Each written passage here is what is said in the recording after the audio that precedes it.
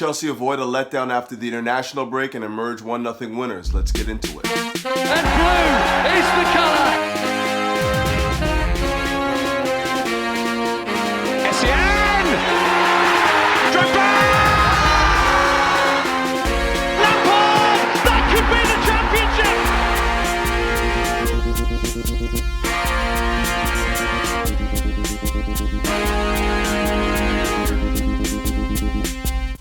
Greetings! Welcome back to Couch Critic.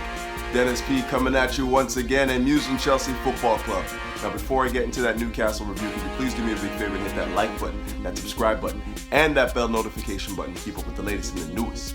Okay, so Chelsea played host to Newcastle after the international break and emerged 1-0 winners. Goal scorers Marcus Alonso in the 73rd minute was all they needed as Chelsea kept a clean sheet for the second time in the Premier League. For this particular match review, I'm going to be focusing on the methods Chelsea used to break down compact defenses, what worked, what didn't work, and then I'm going to go into something a little different. I'm going to be previewing the Chelsea Ajax game in the Champions League on Wednesday and break down the danger men and what Chelsea need to be avoiding because it is a massive fixture and one we need to focus on.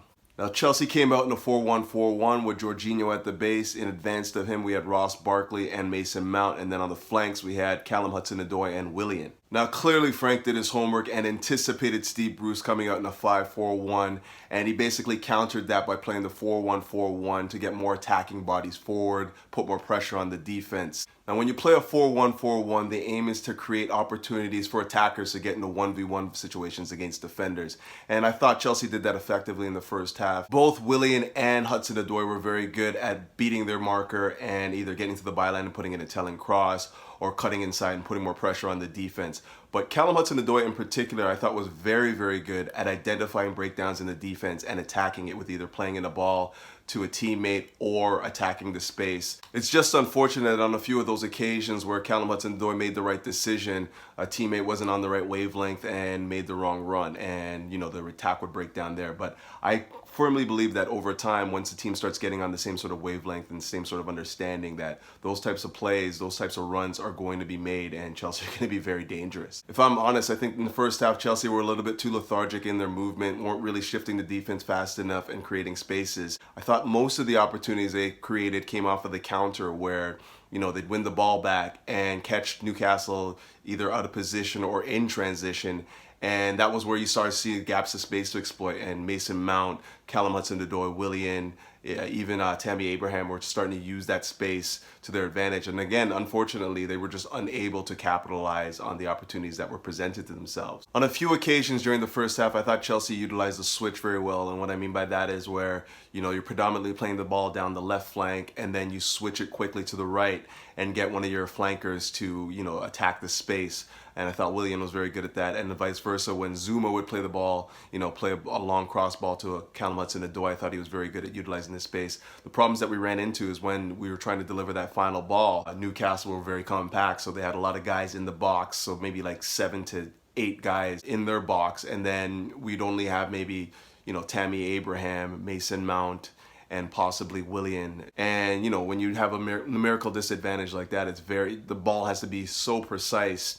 And you're basically either delivering a precise ball and looking for an incredible strike, or you're hoping for one of the defenders to fumble it and it falls right to you.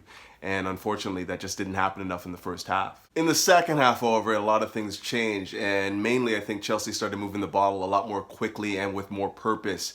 And as a result, due to the mental fatigue and physical fatigue, you started to see a lot more gaps appear in the back for Newcastle, and Chelsea took advantage of it. Now, I don't know if it was because, the Longstaff brothers started to get all gassed because they started seeing their name in the media a little bit more after they beat United and, the young Longstaff scored the goal to win it. But in the second half, it became evident to me that both those guys have zero tactical awareness, and a lot of the reason why Chelsea were getting opportunities in the second half came down to that pairing in the middle. At about the 60-minute mark, Chelsea made a substitution and brought on Christian Pulisic for Mason Mount and switched to a 4-2-3-1 with Jorginho now partnered with Kovacic. Substitution clearly triggered something in the Longstaff brothers as they started to aggressively pursue the ball, whether it was at the feet of Kovacic or Jorginho. And as a result of their lack of discipline, there was acres of space in between the lines for our number 10 Christian Pulisic to exploit.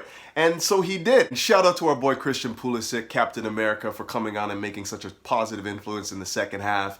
I thought he was fantastic. He recognized where the spaces were and attacked it with like real verve and fire.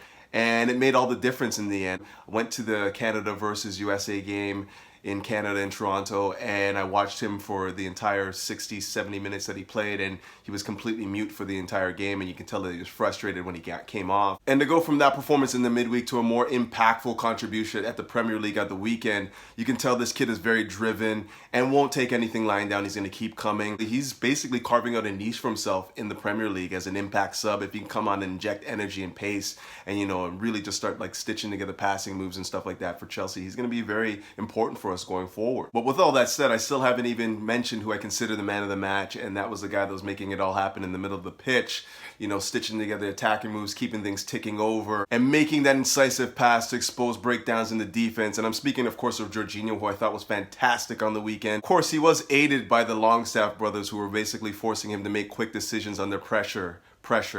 But at the same time, that's exactly what a guy like Jorginho wants. He's a quick thinker. He's a guy that once he gets on the ball, he's thinking about 2-3 moves ahead. So once the Longstaff brothers came out and engaged him and opened up that gaps of space in behind for him to exploit, he knew exactly what to do and took advantage of it. And of course, the goal was courtesy of one of those moves where one of the older Longstaff brothers steps out, tries to engage with Jorginho. He plays a quick ball into Pulisic, who then crosses it to, I believe it was Callum Hudson-Odoi, who then taps it on to, Alonso, and we get the winner. But the key play for that entire move was Jorginho recognizing the space in behind the older Longstaff brother for Christian Pulisic to exploit. That's where the defense actually broke down.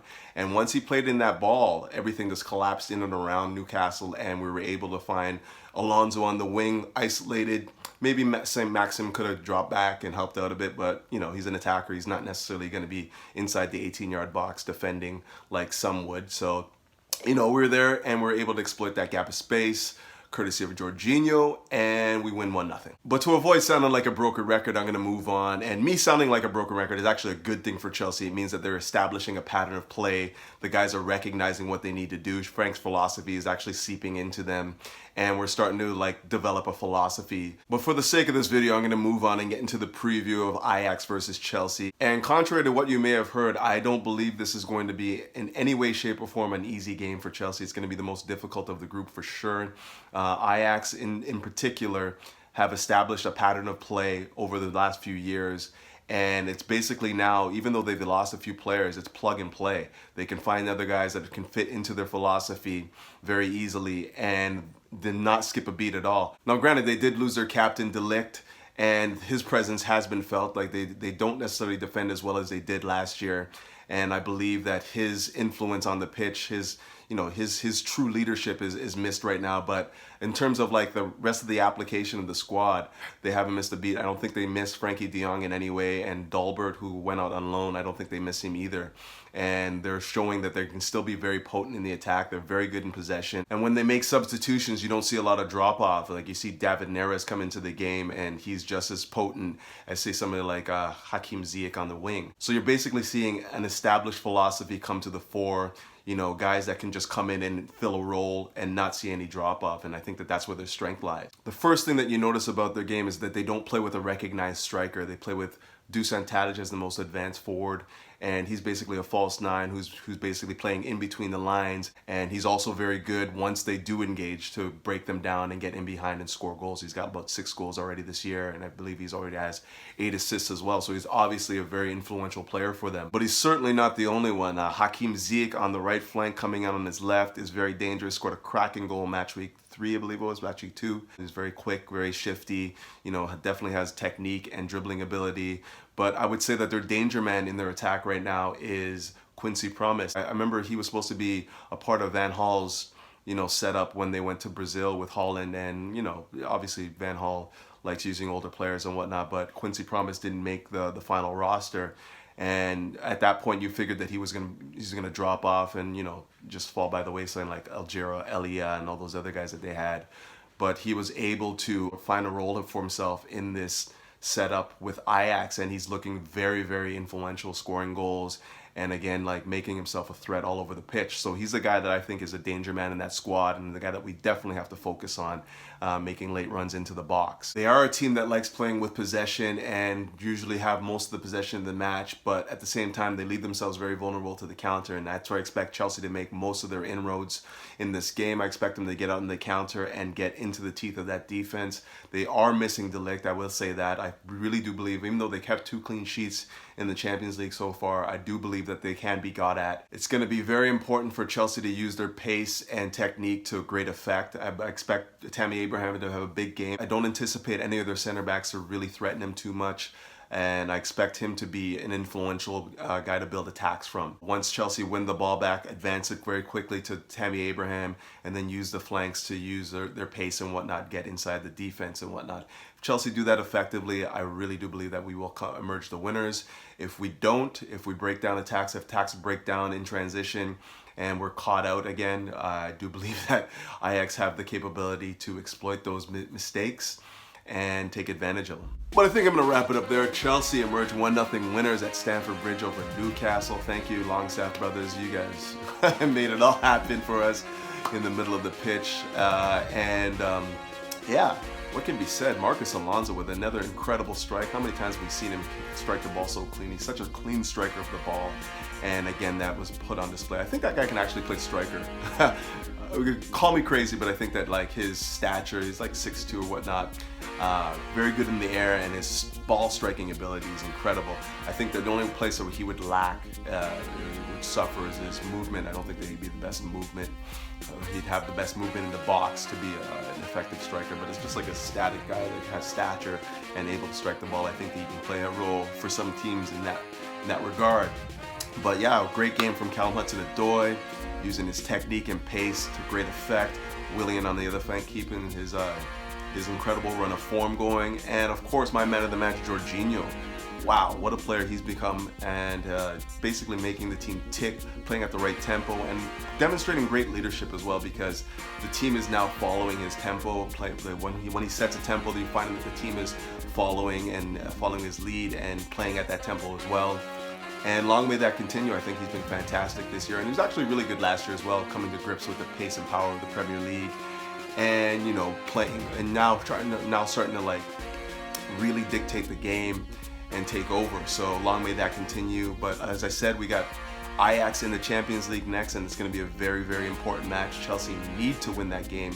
I really do believe that they do if they hope to advance.